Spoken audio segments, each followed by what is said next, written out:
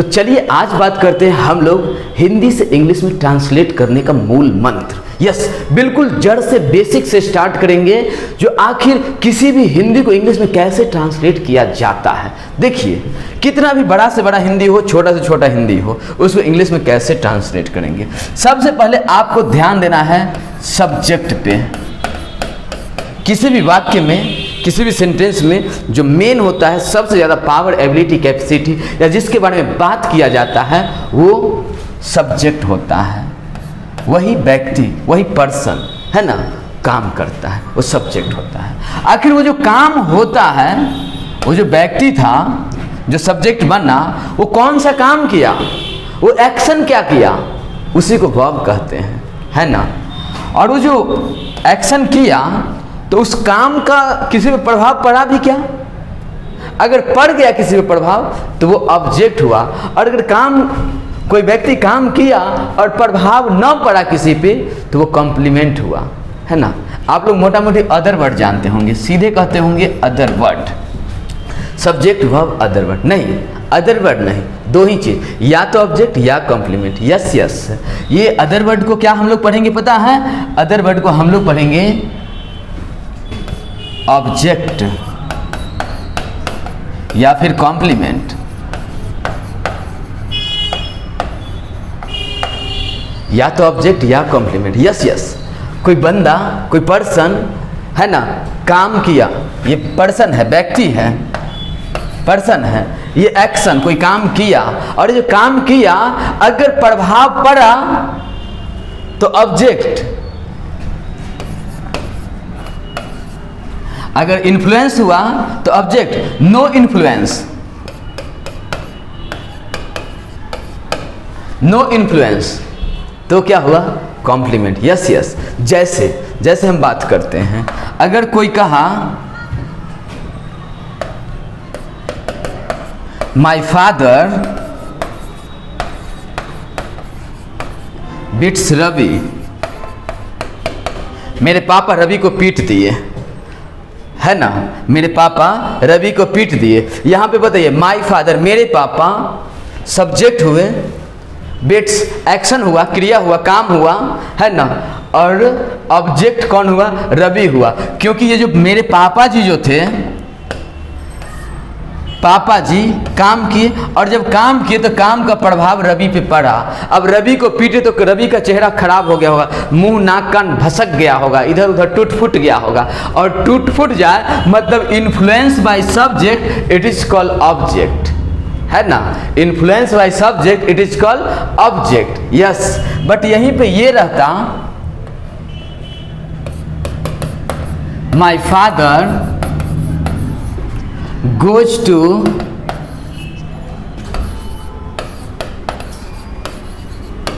दिल्ली। अब बताइए यहां पे कौन सब्जेक्ट, कौन वर्ब, कौन ऑब्जेक्ट?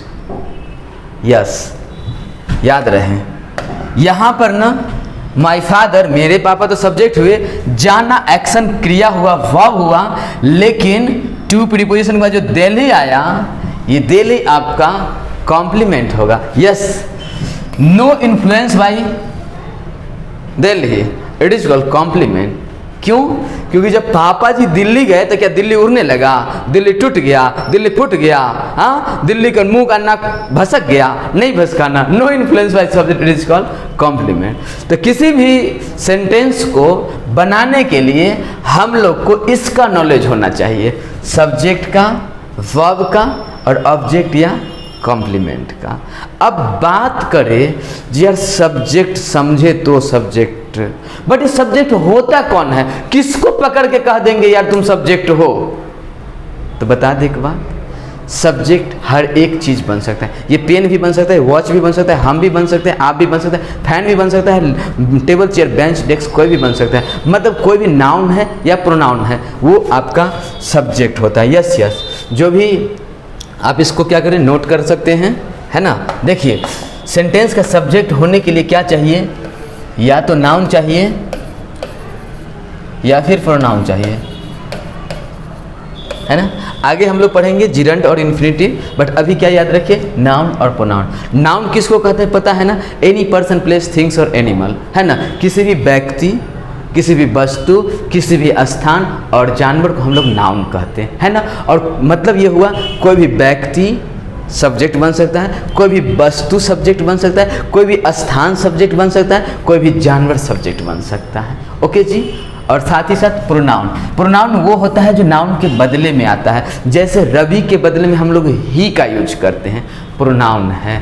राधा के बदले में सी का यूज करते हैं, प्रोनाउन है। रवि एंड राधा के बदले में दे का यूज करते हैं, प्रोनाउन है। क्लियर ना। राधा एंड प्रिया के बदले में दे का यूज करते हैं, प्रोनाउन है। रवि एंड रोहन के बदले में दे का यूज करते हैं, प्रोनाउन है। ओके जी। तो ये आपका सब्जेक्ट बन सकता है।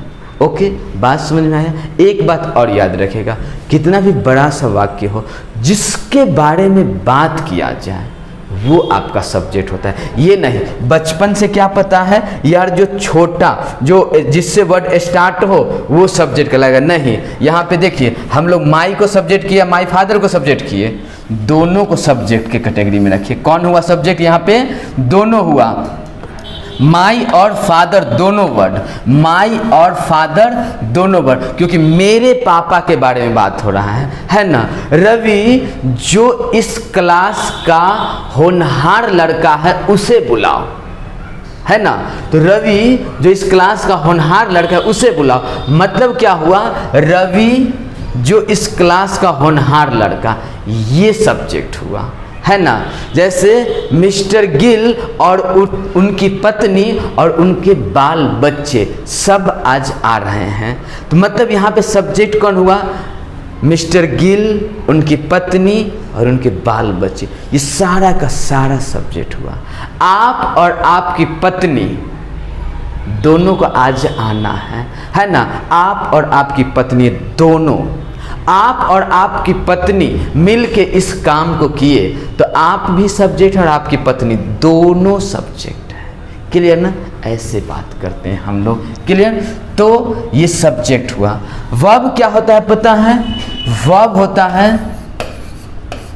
एक्शन, क्रिया। वर्ब कहते हैं जो भी आप सुबह में सो के जगह हैं तब से रात में सोने तक जितना भी काम किए वो सारा का सारा वर्ब है। जो भी काम किए सब वर्ब है, कंप्लीट, है ना। सोना, जगना, उठना, बैठना, खाना, पीना, दौड़ना, पीटना, पढ़ना, लिखना, सब कुछ आपका वर्ब है, एक्शन है, क्रिया है। ओके जी। तो ये वर्ब, जैसे कोई आपके सामने स्टाइल मारे ना, वो भी वर्ब। किसी के अदा पे आप फिदा हो गए, वो भी वर्ब है ना। तो वर्ब मतलब कोई भी एक्शन, कोई भी क्रिया, कोई भी काम, है ना, वर्ब।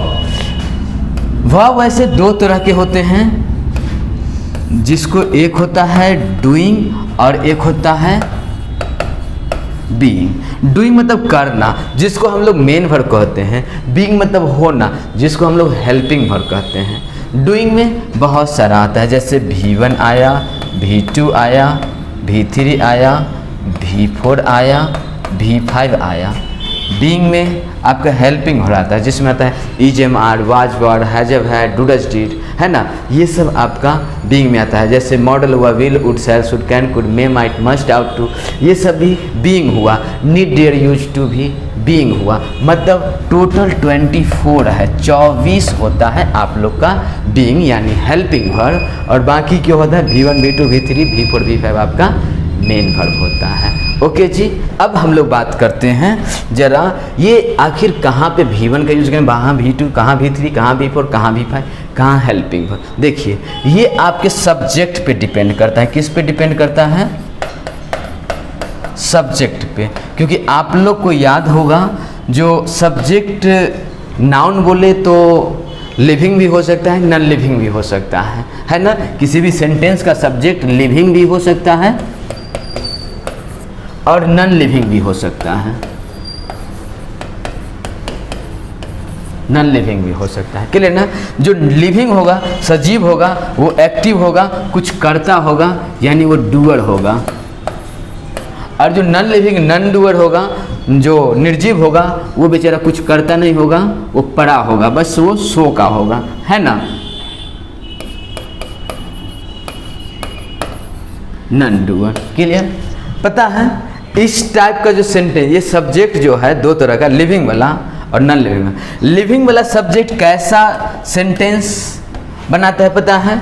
एक्टिव यानी टेंस। और जो नॉन लिविंग वाला होता है वो पैसिव। यस, इसका जो सेंटेंस होता है, इसका जो वाक्य बनता है वो एक्टिव होता है और इसका जो वाक्य होता है वो पैसिव होता है। जैसे प्रिया आम खाती है,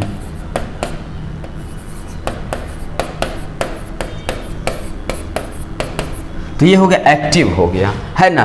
टेंस का रूल रेगुलेशन अलग होता है, वॉइस का अलग कंसेप्ट होता है। नहीं तो प्रिया आम खाती है और यहाँ पे क्या होगा पता है? आम खाया जाता है। वहाँ प्रिया आम खाती है, यहाँ आम खाया जाता है। मतलब यहाँ पे जो व्यक्ति सब्जेक्ट बना ना वो कोई काम कर रहा है, लेकिन यहाँ पे जो व्यक्ति सब्जेक्ट बना वो काम कर नहीं रहा है, उस पे काम हो रहा है। मतलब सब्जेक्ट जो डूअर है, करने वाला है, वो एक्टिव है, टेंस बनता है। बट किसी भी सेंटेंस का subject non doer, not active, मतलब रिसीवर हो, जिस पे काम हो, वो पैसिव कहलाता है। याद रहे, जब आपके सेंटेंस का सब्जेक्ट एक्टिव होगा ना तो वो अपने साथ वर्ब, एक्शन V1 भी ले सकता है, V2 भी ले सकता है, V3 भी ले सकता है, V4 भी ले सकता है, V5 भी ले सकता है। बट अगर किसी भी सेंटेंस का subject non doer, non living यानी रिसीवर है तो वो अपने साथ वर्ब ओनली V3 लेता है। ओके, आया बात समझ में? तो उम्मीद है आप लोग को ये बात कंप्लीटली समझ में आ गया होगा। जो यार ट्रांसलेशन के लिए हम लोग को सबसे पहले नॉलेज चाहिए किसका? सब्जेक्ट का। हम लोग को नॉलेज किसका चाहिए? वर्ब का। क्लियर ना? किसका चाहिए? वर्ब का। और ऑब्जेक्ट और कॉम्प्लीमेंट का, है ना। सब्जेक्ट कौन कौन बन सकता है? तो नाउन और प्रोनाउन। सब्जेक्ट होते कितने तरह के हैं? दो तरह के, एक लिविंग वाले और एक नॉन लिविंग वाले। लिविंग वाले सब्जेक्ट अपने साथ V1 भी लेंगे, V2 भी लेंगे, V3 भी लेंगे, V4 भी लेंगे, V5 भी लेंगे। बट नॉन लिविंग वाले सब्जेक्ट, नॉन डूअर जो रिसीवर सब्जेक्ट होंगे वो ओनली V3 लेंगे। ओके जी, ऑब्जेक्ट के बारे में बात किए। ऑब्जेक्ट इन्फ्लुएंस बाय सब्जेक्ट, है ना, इट इज कॉल्ड ऑब्जेक्ट। और no influence by subject, it is called complement. याद रखिएगा, ऑब्जेक्ट कौन बनता है और कॉम्प्लीमेंट कौन बनता है। तो ऑब्जेक्ट और कॉम्प्लीमेंट भी आपका नाउन और प्रोनाउन ही बनेगा। ओके जी, जैसे हम लोग अगर यहाँ पे बात करें प्रिया आम खाती है तो क्या बन के तैयार हो जाएगा? Priya it's a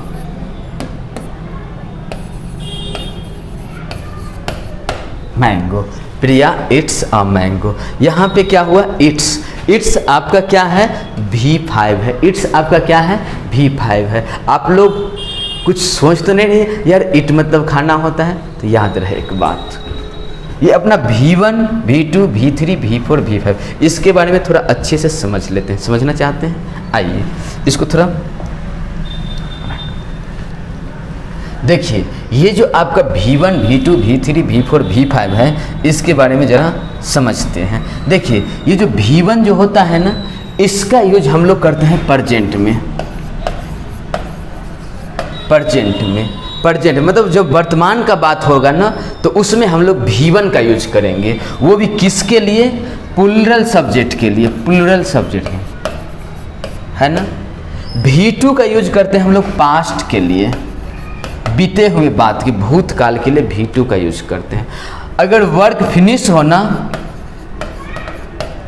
work complete हो, उसके लिए V3 का यूज करते हैं। लेकिन अगर वर्क कोई काम कंटिन्यू हो, जारी हो, चल रहा हो,